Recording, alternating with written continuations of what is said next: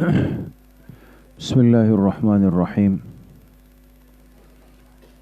تعلیم then course تفسیر قرآن کا سبق شروع ہو رہا ہے۔ تمام طالبات قرآن کریم کھول لیں۔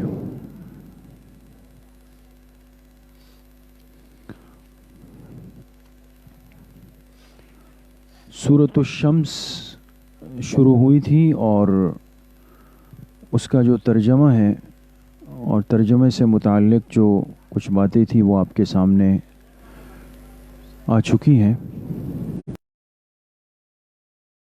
سورۃ الشمس سے متعلق جو اس کی تشریح میں اور اسی طرح سورۃ الشمس کا موضوع اور سورۃ الشمس کا جو خلاصہ ہے وہ انشاءاللہ آج کے درس میں عرض کرتے ہیں۔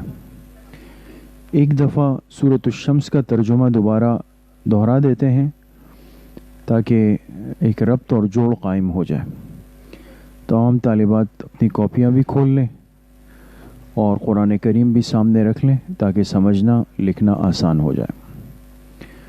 اعوذ باللہ من الشیطان الرجیم، بسم اللہ الرحمن الرحیم۔ والشمس وضحاها،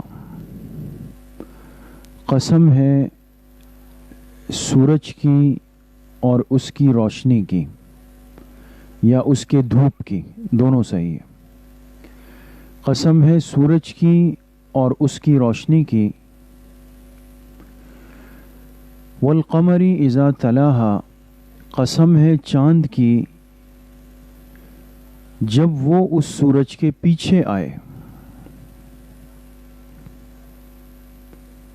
والنہار اذا جلاہا، اور قسم ہے دن کی اذا جلاہا جب وہ روشن کر دے سورج کو۔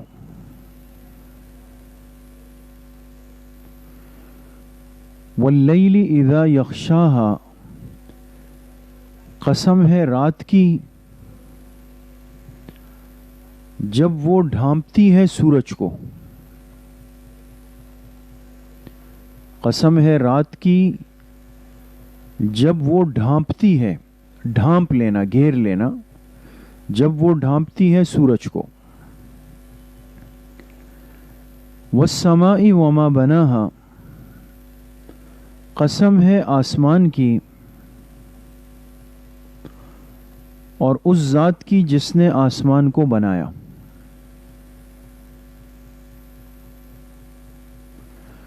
والارض وما طحاہا، قسم ہے زمین کی اور اس ذات کی جس نے زمین کو بچھایا۔ ونفس وما سواہا، قسم ہے نفس انسان کی، نفس کی یعنی انسان کا جو نفس ہے۔ قسم ہے نفس کی اور اس ذات کی جس نے اسے درست بنایا، ٹھیک ٹھیک بنایا بالکل۔ فَأَلْهَمَهَا فُجُورَهَا وَتَقْوَاهَا،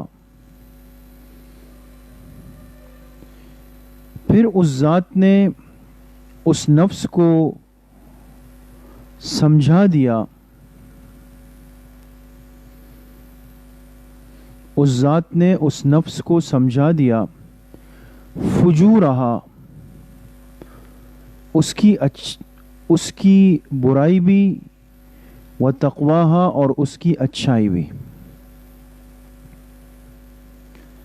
یا ترجمہ یہ کہ اس ذات نے نفس کو سمجھا دیا اس کی بدکرداری بھی اور اس کی پرہیزگاری بھی۔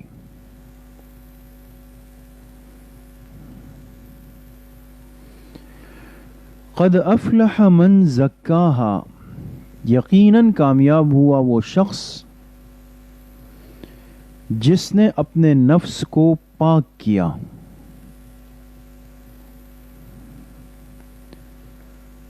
دوسرا ترجمہ ہے یقیناً کامیاب ہوا وہ شخص جس نے نفس کو بامراد کیا، بامراد وقد خاب من دساہا، اور یقیناً ناکام ہوا وہ شخص جس نے اپنے نفس کو برباد کر دیا، یا یقیناً ناکام ہوا وہ شخص جس نے اپنے نفس کو نامراد کیا. اوپر تھا بامراد اور نیچے ہے نامراد. کذبت ثمود بطغواہا، جھٹلایا قوم سمود نے، جھٹلایا قوم سمود نے. کس کو جھٹلایا؟ اپنے پیغمبر حضرت صالح علیہ الصلاۃ والسلام کو جھٹلایا تھا. قوم سمود نے جھٹلایا اپنے پیغمبر کو بطغواہا، اپنی سرکشی کی وجہ سے.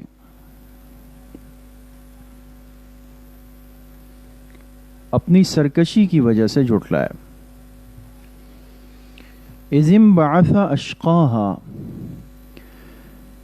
جب کھڑا ہوا ان میں سب سے بڑا بدبخت آدمی. جب کھڑا ہوا ان میں سب سے بڑا بدبخت آدمی. اس کا نام غالباً بتایا ہوگا آپ کو، قذار ابن سالف اس آدمی کا نام تھا.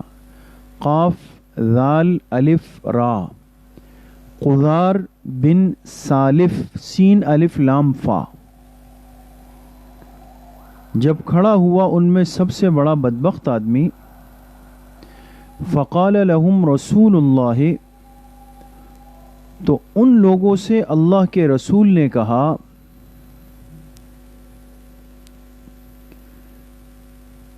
ان لوگوں سے اللہ کے رسول نے کہا، ناقۃ اللہ، بچ کر رہو اللہ کی اونٹنی سے، خبردار رہو، خبردار رہو اللہ کی اس اونٹنی سے. وسقیاہا، اور اس کے پینے کی باری سے. اس لیے کہ یہ ترتیب طے ہو گئی تھی کہ ایک دن یہ اونٹنی پانی پیے گی اور ایک دن باقی لوگوں کے جانور پانی پئیں گے. تو فرمایا تم خبردار رہو اس اونٹنی سے بھی اور اس کے پینے کی باری سے بھی. فَكَذَّبُوهُ، لیکن قوم نے پیغمبر کی بات کو جھٹلا دیا. قوم نے پیغمبر کی بات کو جھٹلا دیا. فَعَقَرُوهَا، اور اونٹنی کے پیر کاٹ ڈالے.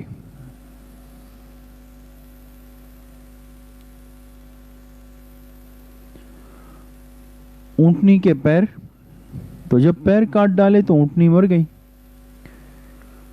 فَدَمْدَمَ عَلَيْهِمْ رَبُّهُمْ بِذَنبِهِمْ، بس تباہی مسلط کر دی ان پر ان کے رب نے.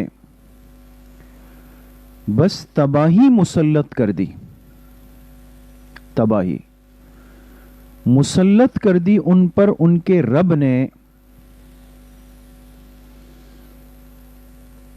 فَسَوَّاهَا، اور ان کو برابر کر دیا، یعنی بالکل زمین کے ساتھ، جس کو کہتے ہیں نا پلین کر دینا، ایسا مٹی میں ملا دیا کہ اندازہ نہیں ہوتا تھا کہ یہ زمین ہے یا یہ قوم پڑی ہوئی.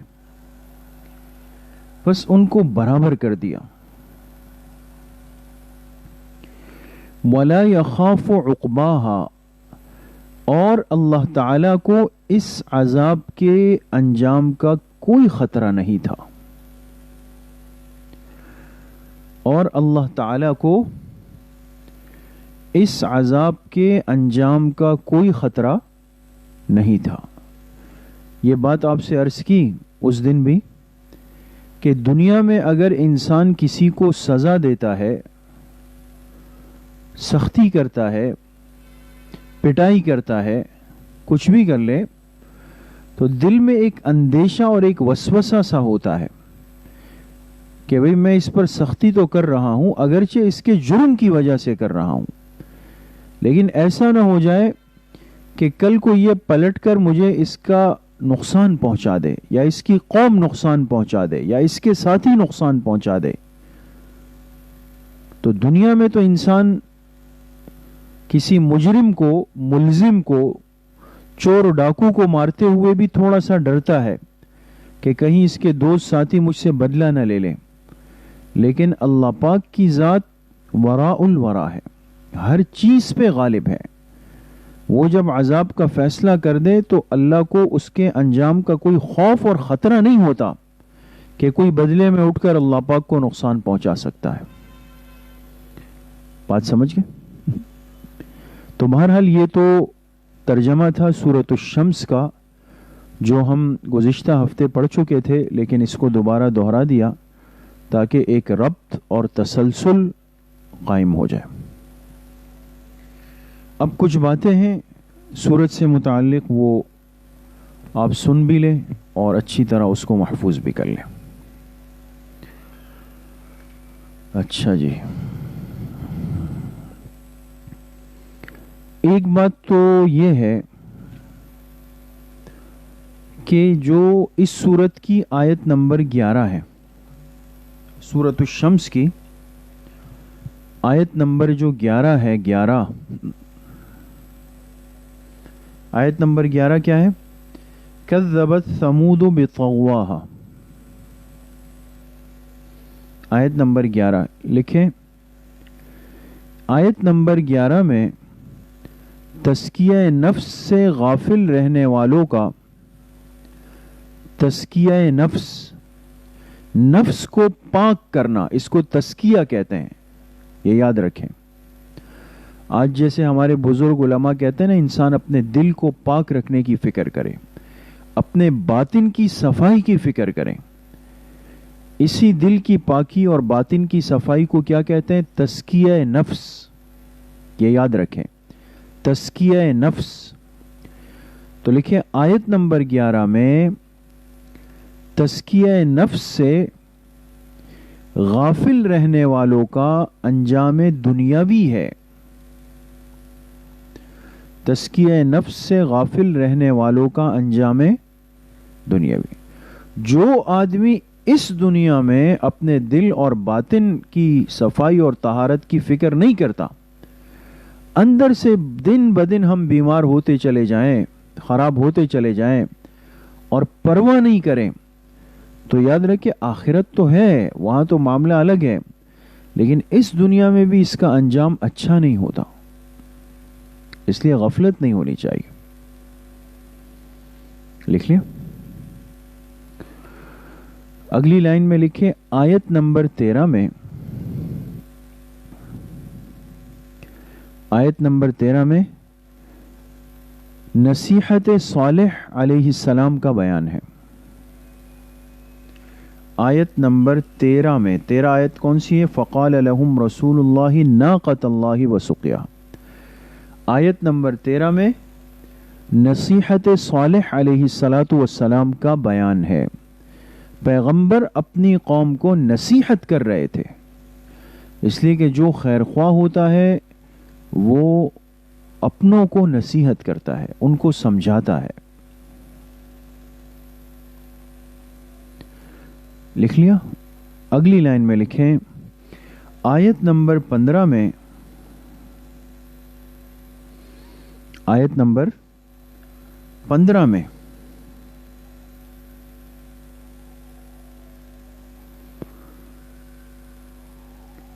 عناد قوم، عناد عین نون الف دال، عناد کہتے ہیں ضد کو، ضد کہتے ہیں نا، انسان کو بلا وجہ ضد نہیں کرنی چاہیے۔ ضدی آدمی وہ مقابلے پہ آ کے کھڑا ہوتا ہے۔ تو آیت نمبر 15 میں عناد قوم اور انجام عناد قوم کا بیان ہے۔ لیکن عناد قوم، اس قوم میں حضرت صالح علیہ السلام کی قوم میں ضد تھی نا، یہ عناد قوم، اور پھر اس ضد کا انجام کیا ہوا کہ اللہ کا عذاب آیا۔ تو دونوں باتیں اللہ نے بیان کی، عناد قوم اور انجام عناد قوم کا بیان ہے۔ لکھ لیا؟ ہو گئی یہ بات ختم. اب اس سورت کی وجہ تسمیہ، اس سورت کو سورت الشمس کیوں کہتے ہیں؟ اس کا نام سورت الشمس کیوں ہے؟ تو بالکل آسان سا ہے. اس سورت کی بالکل پہلی آیت کا پہلا لفظ کیا ہے؟ والشمس وضحاها. والشمس،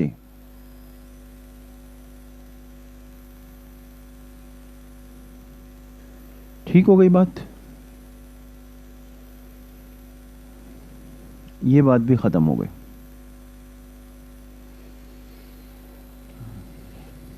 اچھا، اب لکھے موضوع سورت کیا ہے؟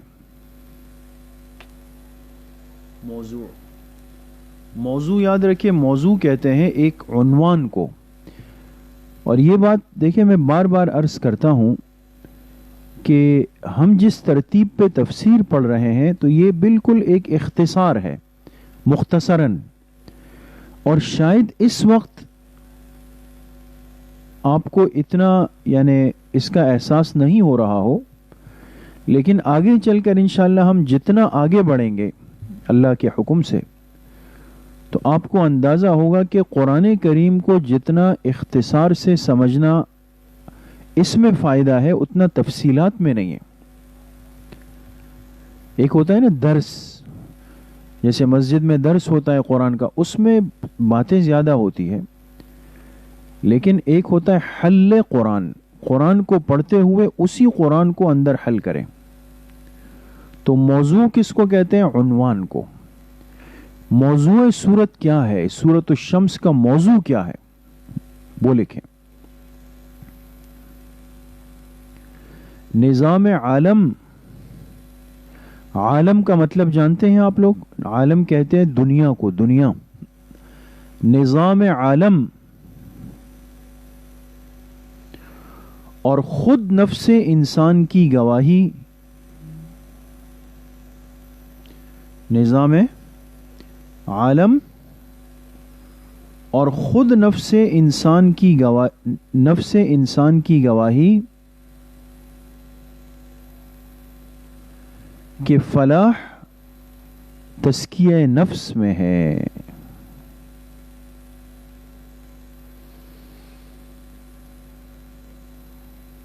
کہ فلاح کس کو کہتے ہیں؟ کامیابی کو. فلاح تزکیہ نفس میں ہے. تزکیہ نفس میں نے ابھی عرض کیا آپ سے،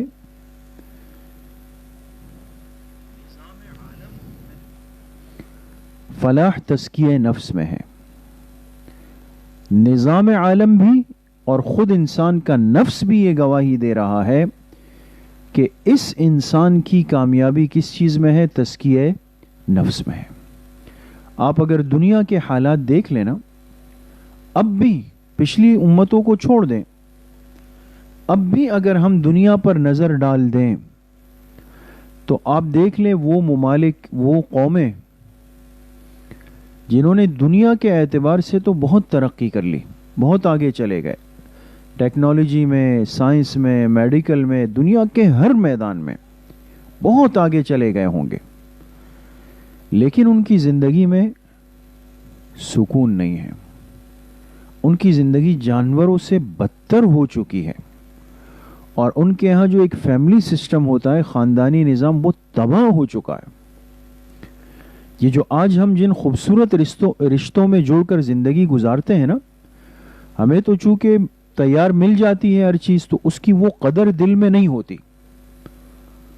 لیکن حقیقت یہ ہے کہ یہ جو آج خوبصورت رشتے ہمارے ارد گرد ہوتے ہیں، کہ یہ بہن بھائی ہے، یہ والد ہے، یہ والدہ ہے، یہ دادی ہے، یہ ماموں ہے، یہ چچا ہے، یہ خالہ ہے، یہ پھپھی ہے، یہ جو رشتے ہمارے آپس میں چل رہے ہوتے ہیں، یہ رشتے اللہ کی بہت بڑی نعمت ہے. لیکن یقین کریں یہ نعمت آج صرف اہل ایمان اور اہل اسلام کے پاس ہے. مغربی دنیا میں اور ان ممالک نے اپنے خاندانی نظام کو تباہ کر دیا.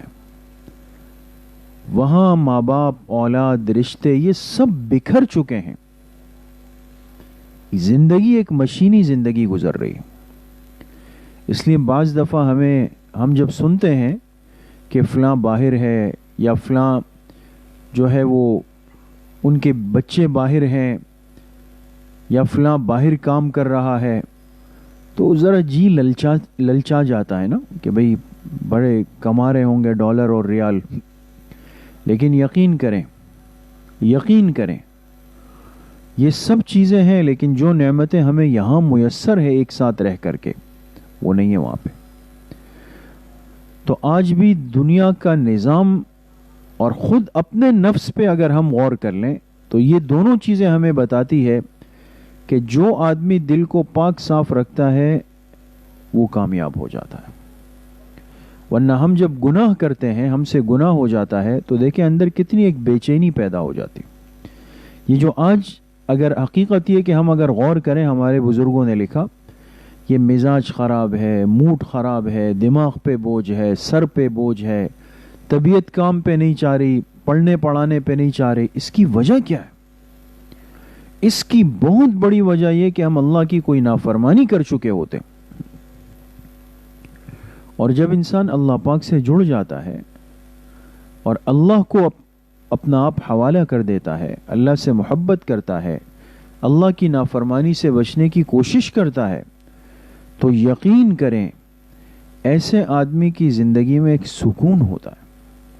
ایک سکون ہوتا ہے اس کی زندگی میں. تو اس لیے کبھی بھی اپنے نفس کو گناہ کے حوالے نہیں کرنا ہے.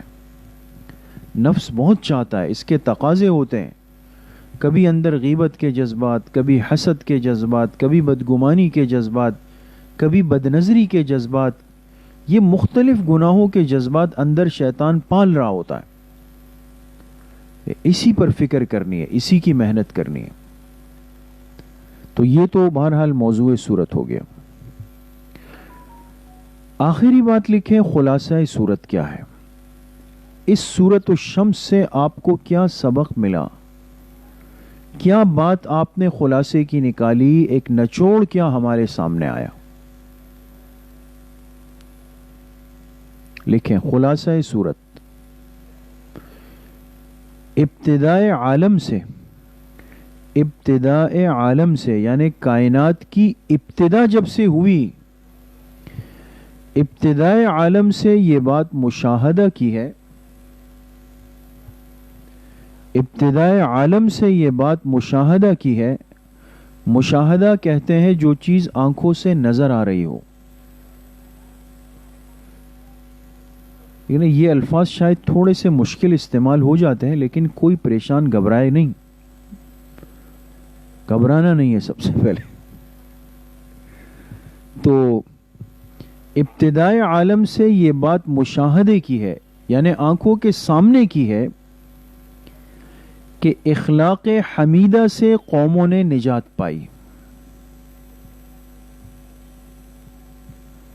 کہ اخلاق حمیدہ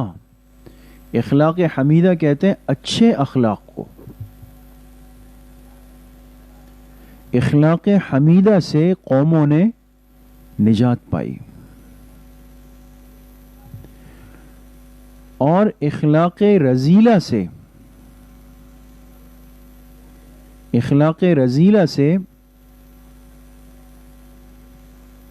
ذلت اور رسوائی ان کا مقدر بنی. ذلت اور رسوائی ان کا مقدر بنی. سمجھ گئے؟ یہ اس صورت کا خلاصہ ہے جس میں یہ بات بالکل صاف ہو گئی کہ جو اپنے اخلاق کو، اپنے اندر کو حمید بنائے گا یعنی اچھا کرے گا تو اللہ پاک اس کو نجات دیں گے. لیکن جو اپنے اخلاق کو گرا دے گا، رذیل کر دے گا اور بالکل گندا کر دے گا اس کو، تو یاد رکھیں کہ برے اخلاق کوئی کمال نہیں ہے. ذلت اور رسوائی انسان کا مقدر بن جاتی ہے اس کے نتیجے میں. تو اسی لیے اللہ پاک نے اس صورت میں قد افلح من زکاہا وقد خاب من دساہا، اس سے ہمیں ایک بہت ہی خوبصورت سبق دے دیا کہ ہم میں سے ہر ایک اپنے باطن کو، اپنے نفس کو، اپنے اخلاق کو خوبصورت کرنے کی، مزین کرنے کی کوشش کرے، بنائے، اور اپنے اخلاق کو، باطن کو، نفس کو گندا کرنے سے، خراب کرنے سے اپنے آپ کو بچائیں۔ یہ ہماری اصل فکر ہو اور یہ ہماری اصل محنت ہو آج۔ اللہ کریم مجھے بھی آپ سب کو صحیح عمل کی توفیق نصیب فرمائے۔ وآخر دعوانا ان الحمد للہ رب العالمین۔ السلام علیکم ورحمۃ اللہ۔